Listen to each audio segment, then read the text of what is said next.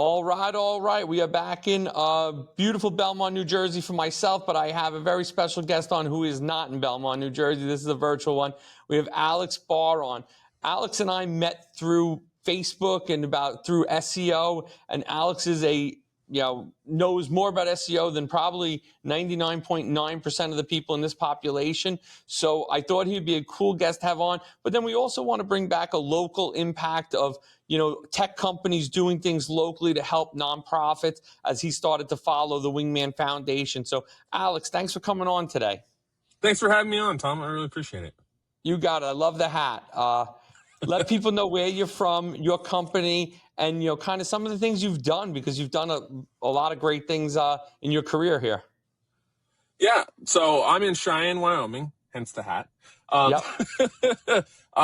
I help SEO agencies specifically with just doing the best that they can for their clients, building for acquisition, and ultimately becoming acquired. And so that's kind of the whole process. And there's a lot that goes into every stage of that. I've personally built and sold 5 agencies over my course of being in the internet industry.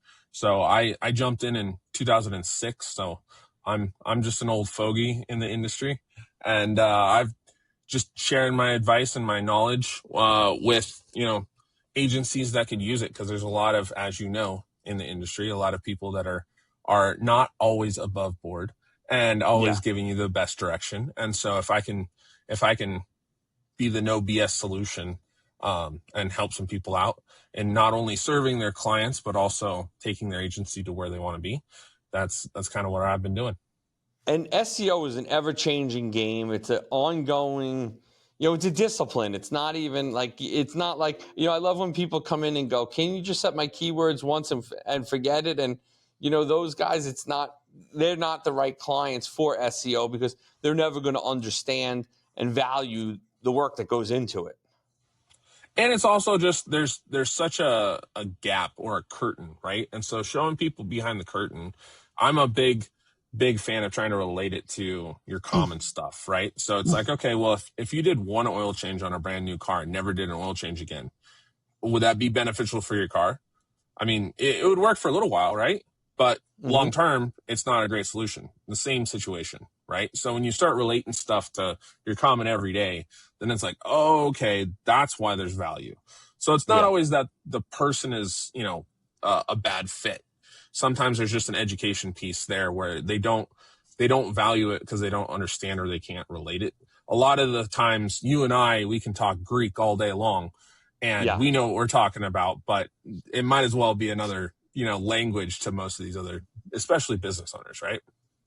And business owners are busy. They're doing 100 things. And, again, you said it earlier, not everybody in the SEO game is on the up and ups. There's a lot of people that understand that business owners don't understand it and can take advantage of it. And, it's like voodoo, right? Like, behind the scenes, there's things that are done and, things that twinkle happen. your nose.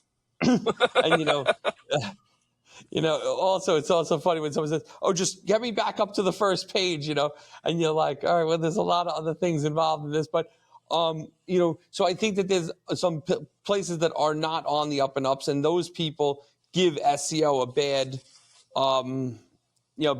bad name in general then. So, it's people like yourself and us that are trying to do the right thing for customers, show them what it is, show them the value, show them where it happens and how to start showing up on those keywords. And then, you take current SEO or SEO from 2024, and then you throw AI into the mix and you have a whole nother game ahead of you. Oh yeah, 100%. Well, and like AI aspect has changed everything so much from a playing field perspective that a lot of the existing SEO agencies that thought they had it figured out, right, have also been shooken up. And so being able to go ahead and translate that ever-changing field that we're in to not just agencies, but also to business owners, because it's scary for business owners, because a lot of AI is directly threatening, their business and their livelihood. And so being able to be confident in the direction that they're going, and then also being able to be like, hey, this is an opportunity and not, fear mongering is a whole other aspect. So where do you see AI going in the world of, let's just start in the world of SEO and search? So it's actively changing the way search is taking place because it's changing behavior, right? And so the way that people are searching is different. The way that people are purchasing is different. The amount of data that they have freely available is different. You look at your traditional search now versus a year ago, right? There's 80% of searches zero click, right? And so organic has drastically felt that. The one thing that it has not been affected and is actually more important now than ever is maps, right? Because out of the 20% of search that is clickable, majority of that is local. And so maps is a huge play. All of your LLMs, whatever your choice is, Gemini, Perplexity, ChatGPT, etc., all of those scrape maps, right? Whether it's Maps, Google Maps, whatever it is, right? But they all scrape those for the results. And so when you're searching for, the best plumber in Tulsa, right? Then guess what? Those results are still going to be local. And so for local businesses specifically, whether you're service or retail or what have you, that aspect is actually way more important than it's ever been. And the cool thing is the barrier to entry is even lower. Google's ranking guide updated to where the weighted factor of activity is now a much higher value than it ever has been. And so just actively being on your Google Business profile, right, posting updates, making changes, etc., that alone is now an active ranking factor that doesn't necessarily even require an agency, right? And so the barrier to entry for a local business is much lower, and AI is the reason why things are the way they are today. So in that regard, it's actually a huge benefit for local businesses versus what it was before. So it's all perspective at the end of the day. Yep. And I think so many people just hear AI and they're just, they in some cases I had somebody walk into my office last week and they're like, oh, just do it on AI. You'll be done in 2 minutes. And like what he wanted wasn't a 2-minute job. Did we use some AI? We certainly did. But like, I think people are throwing around those two letters like they know exactly what they're talking about. But meanwhile, they don't, but they've heard it and they've heard it from a friend or another business colleague. There's also some people that are like, I want nothing to do with AI right now. And they need to be brought over because you do need to be involved in it. It's just, it doesn't have to be everything. You can still answer, you can still do things. It's just interesting how the perspective of people are. And I think it depends on their age and what they know, what they've heard, what they've researched. But it is a topic that is, very interesting. Well, if we take it back to what we were told as kids, right? We got told that we'd never have a calculator in our pocket at all times. So we had to know math in our head, right? Every single person in the entire world today has a calculator in their hand, right? At all times.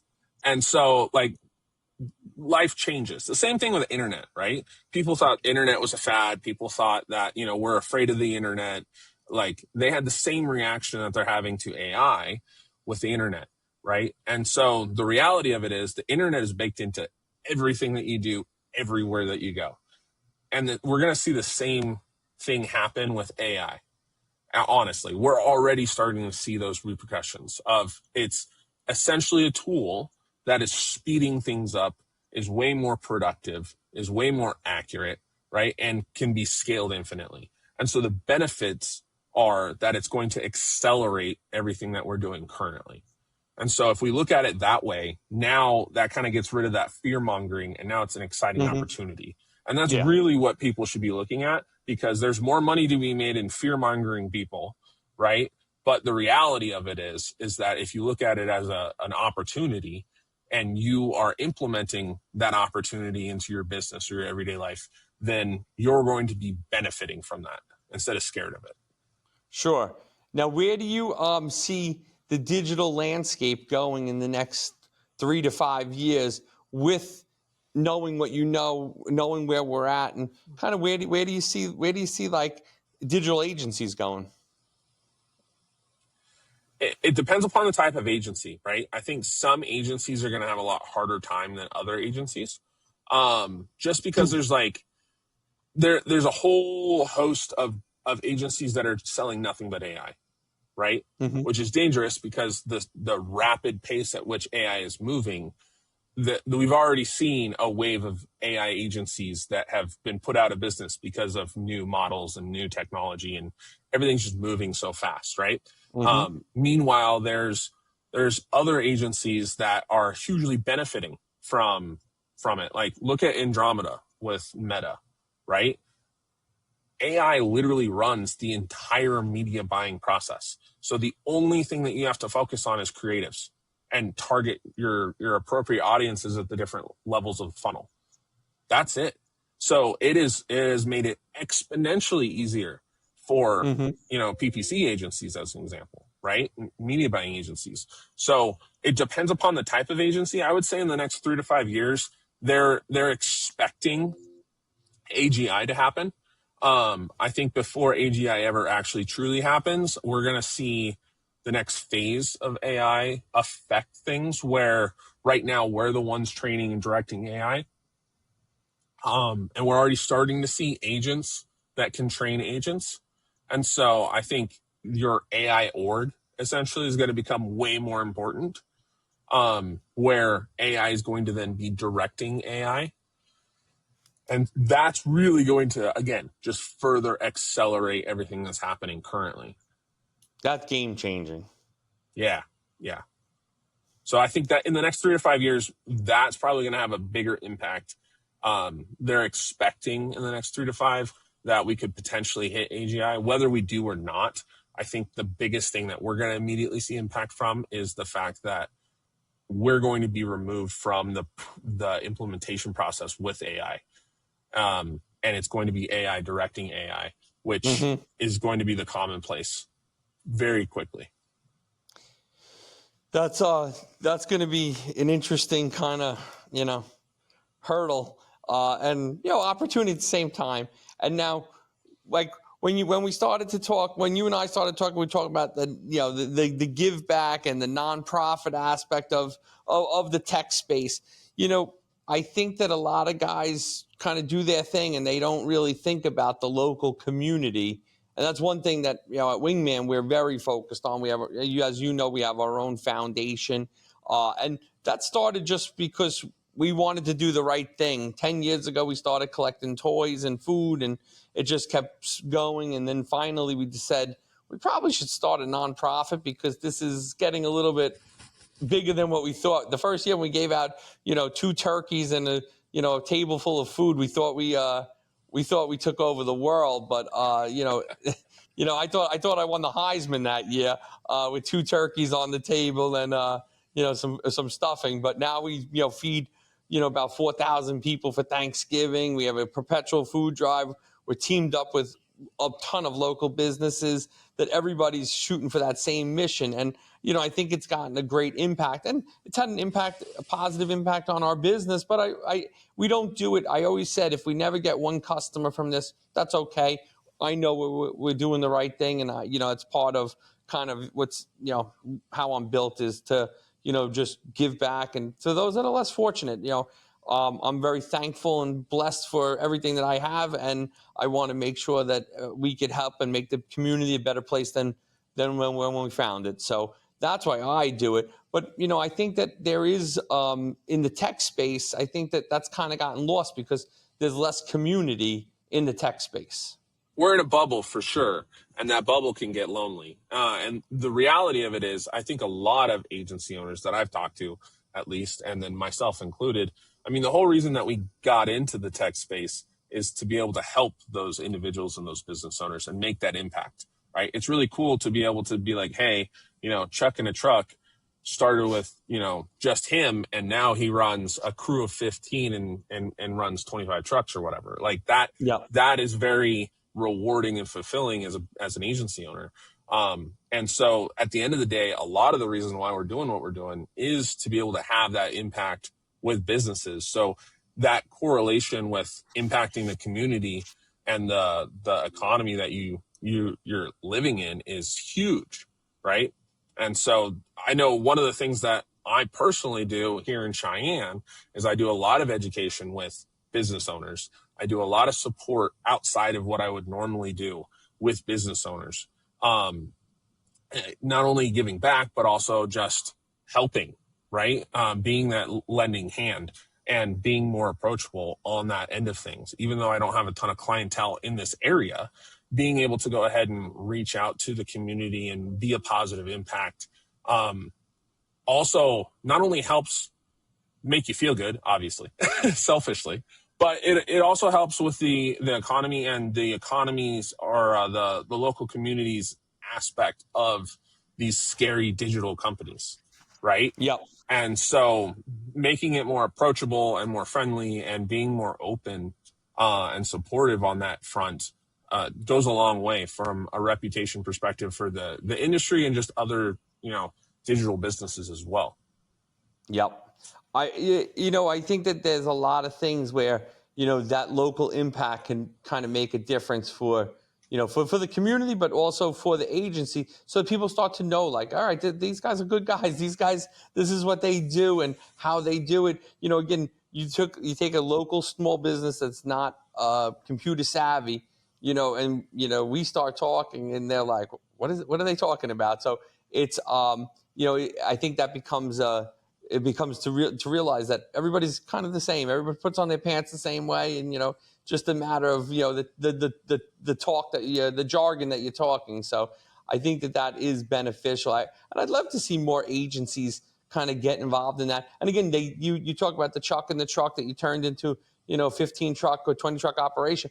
Like those guys want to give back too, as they've grown, as they've seen the community. So it's kind of, and that's, kind of, I think that's one of the things that helped our nonprofit once we formalized our nonprofit is, a lot of nonprofits are always out trying to fundraise, where I put on networking events. People come in, we had a networking event, recently, and people come in, they bring a toy, they bring a, food, non-perishable food, or we have we have QR code set up to make a donation. And it's just that easy. We're a nonprofit because they don't have the marketing background and they're really nonprofit focused. They don't think about like those easy steps. So for me to throw a networking event cost me a few $100s in food and drinks, and I get 25 to 50 people in a room.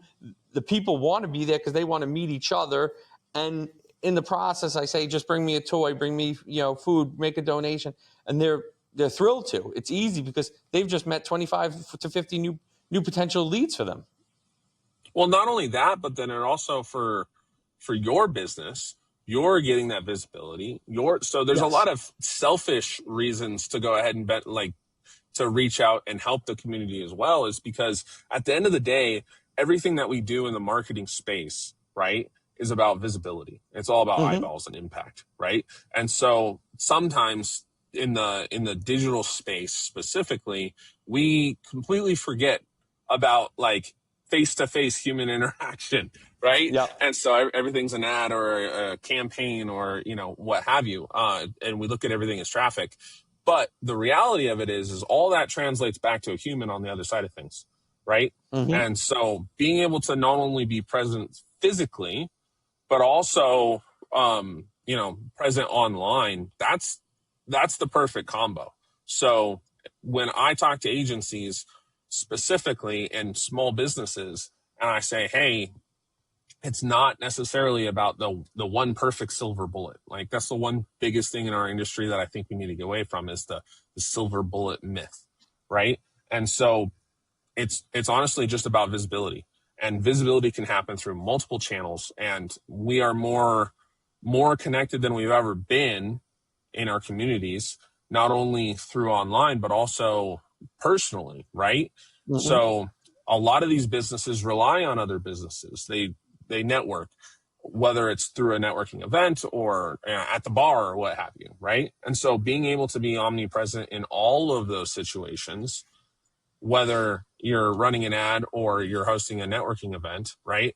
There's opportunity for referral, for word of mouth, all of that. And so taking all of those additional avenues into play, realistically, it's not one is better than the other. It's like we should all be doing all of it. And that's one of those things where it can be very overwhelming for businesses when they're like, I'm just trying to run my business. I don't got time for this other stuff. And that's Yeah. where supporting each other really comes into play and is able to go ahead and maximize the impact that you have. Agree.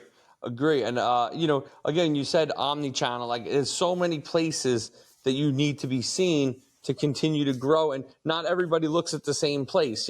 Not everybody just looks on a Google search. Not everybody only goes to Instagram. It's being connected in a very crowded space too. I think social is just getting more crowded every day. And to get your message through and to get eyeballs on it, it's harder and harder. There's a local business here that is actively working on building a third space. Are you familiar with that term? No. So a third space is a place that isn't your work or your house that you go to hang out, right? Okay. And one of the things that is missing across the country that we've kind of dwindled down over the years is that third space, right? For you to network and meet people and hang out outside of either your home or work. And so that, as an example, is one of those really cool opportunities, having that third space, if you will, to be able to leverage that community aspect around. And so that's another thing that I think is going to be on the rise as AI increases. There's going to be a trust factor that is lost, right? I don't know if you've seen some of the latest Sora stuff, or, Nana Banana Pro as an example. But all these models are getting really, really, really good with visuals and with video. And so being able to see or being able to trust what you're seeing online is going to actually, I think, plummet, where I think that's going to make your community aspect in like places like a third place way more important over time, because that trust factor face to face versus seeing something online is going to be immediately higher. You want to hear a funny one? So one of the guys that works for me says to me a couple weeks ago, it's 5 o'clock on like a Thursday night. Everybody's kind of getting ready to go home. And he goes, just do me a favor. He goes, just stand in front of my laptop for 2 minutes and just say a couple things about the business. And I do it. And that night he goes home and he sends me a text. It's on Sora of me. But now I spoke for 1 minute about my business, and now he has multiple versions of other things about the business that had nothing to do with what I said. You see my face. It wasn't particularly the way we set it up on a conference room table. Like, you didn't get a great shot of my face, but I sent it to my mom, and I said, tell me how you think I sounded in this video. Just, knowing that she had no idea. She goes, your voice was great. She goes, you looked good. I would have just looked at the camera a little more.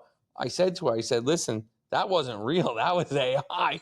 And then I said to her, listen, if anyone calls and says that they're Tom Mirabella, you say no, and you call my cell phone and you call my wife and ask her to be sure, do not fall for any scams, because it was so real. Yeah. It's awesome, but it's also scary because, again, Terrifying. with great responsibility comes, or a great power comes great responsibility, right? And so how we utilize that's going to be very, very important. And I think there's going to have to be some forced regulation around likeness and all that stuff. And I know there's already some talks about that, but Yep. overall, I think the trust factor of what you see online versus being in person, there's almost no way where it's not going to increase, right? Your trust factor in person. And so your active involvement in that community and in person, I think, is going to skyrocket due to AI. Yeah.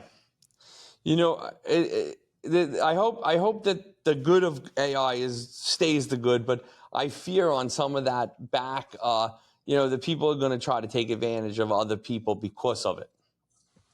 Oh yeah, definitely. Well, and there's always bad apples, right? So there's going to be a certain amount of people that take advantage for sure. But then the question too is, once we hit AGI and once we get down the road far enough where it's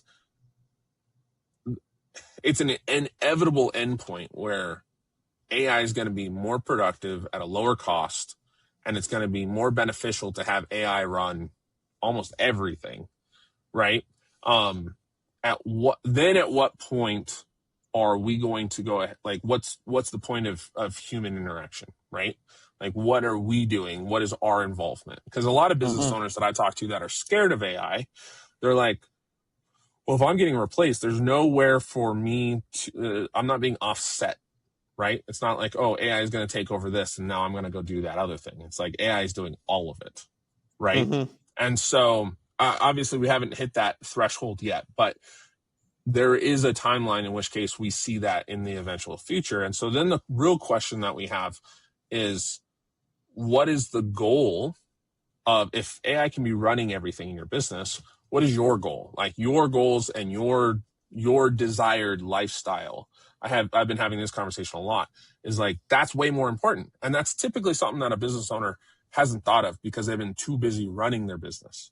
Right. And so being able to go ahead and craft what AI is doing in order to build your dream lifestyle and your dream outcome and allow you to do what you want to do. So if you want to travel the world, or if you want to, impact your community or whatever that purpose is, I think the positive of that, that scary outcome of AI taking over is that we're going to be able to, as humans, focus way more on the things that are fulfilling for us that we haven't been able to because we've been so, nose down to the grindstone on slug. work. Yep. Yeah, exactly.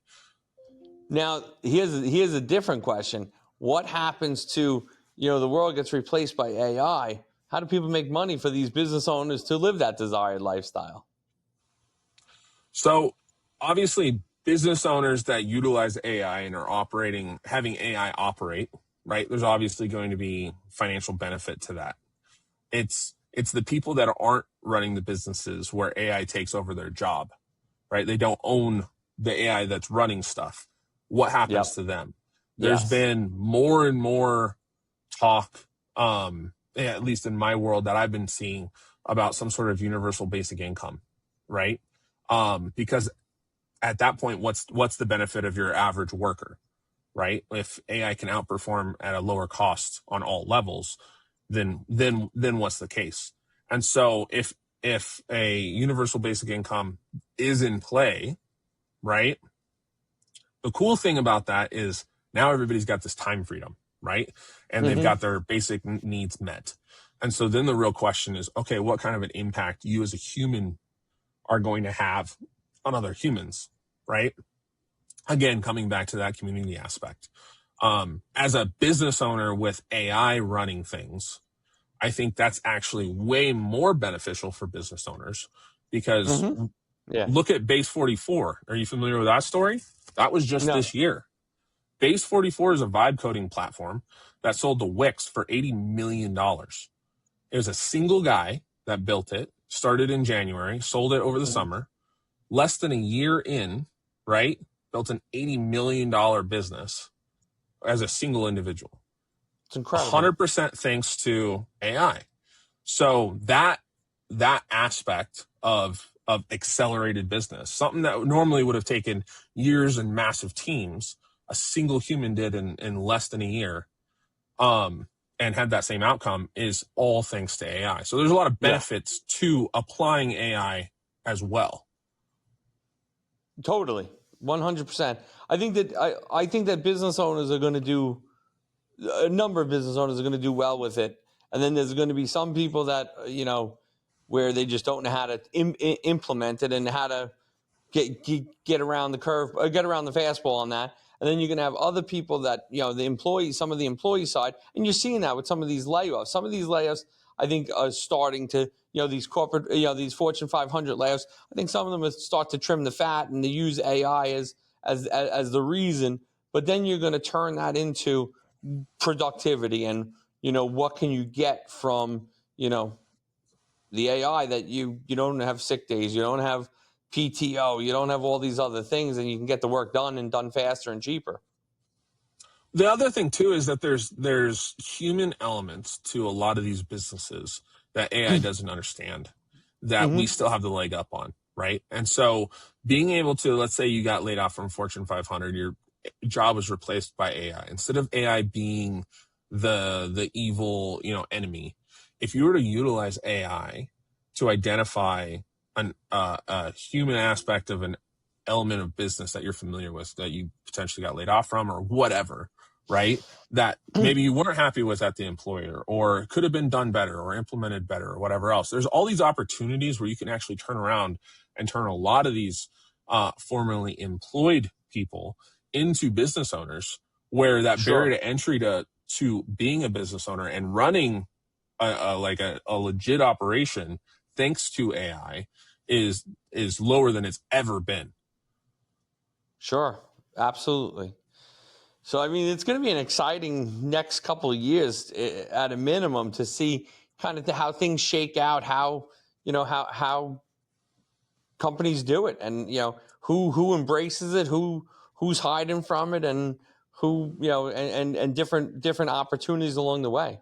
And then you gotta like compound that on top of all the baby boomers that are retiring and dying that have existing businesses that are 100% analog, right? Yes. And so that is happening at the same time that AI is taking off, right? And so the crossover between those two, implementing AI into businesses that have traditionally been analog, is going to also be, in my opinion, the next gold rush that we're immediately going to see in the next couple of years. Definitely. Hang on, put your seatbelt on and hang on.